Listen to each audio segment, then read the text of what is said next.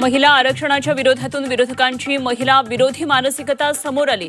त्यांनी 70 कोटी महिलांचा विश्वासघात केला। मुख्यमंत्री फडणवीस यांचा घणाघात। महिला आरक्षण विधेयकाबाबत खुली चर्चा करा, मुख्यमंत्री फडणवीसांचं विरोधकांना आव्हान। विधेयकाच्या समर्थनार्थ महिलांना एकत्रित करत विरोधकांचा खरा चेहरा उघडा पाडू, फडणवीसांचा इशारा। भाजप सरकारनं उत्तर दक्षिण असा भेद कधीच केला नाही। मतदारसंघ पुनर्रचनेमुळे अनुसूचित जाती जमातीच्या जागा वाढल्या असत्या, मुख्यमंत्री देवेंद्र फडणवीस यांची माहिती।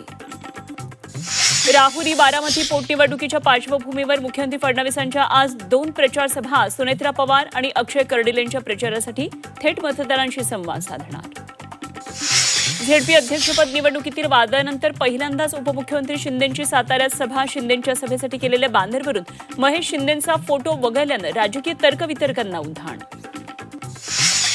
एसआयटीकडून खराची चौकशी सुरू। पीडितेला खाऊ घातलेल्या मिठाईमध्ये कोणते पदार्थ मिसळले होते याची तपासणी होणार। अशोक खरातला 5व्या गुन्ह्यात कोर्टानं सुनावली 5 दिवसांची पोलीस कोठडी। नाशिक धर्मांतर प्रकरणातील पीडित मुली महिला आयोगासमोर ढसाढसा रडल्या। कॅन्सरग्रस्त बापाच्या उपचारासाठी सर्व सहन केल्याचं सांगत मांडली आपबीती।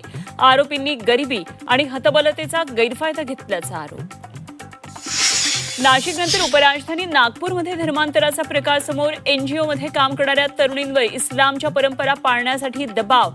आरोपी एनजीओ प्रमुख रियाज काझीला पोलिसांकडून अटक।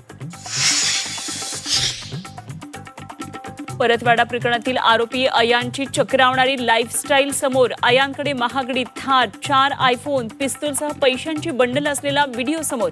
अयानचा पाठीराखा कोण, चर्चांना उधाण। यंदा देशात पावसाची स्थिती संमिश्र राहणार। बुलढाण्यातल्या भेंडवळच्या घटमांडणीचा अंदाज जाहीर। पिकांवर रोगराईचं सावट राहण्याची शक्यता, तर देशाचा राजा कायम राहील असल्याचं भाकीत। राज्यात 4 दिवस वादळी वाऱ्यासह पावसाचे कोकण, मध्य महाराष्ट्र, विदर्भात काही भागात पावसाची शक्यता, तर तापमानात 2 ते 3 अंशांनी घट होण्याचा अंदाज। डोंबिवलीत लोकलचा डबा रुळावरून घसरला। कळवा कारशेडवरून कल्याणकडे जात होती लोकल। अपघातामुळे लोकल वाहतूक विस्कळीत।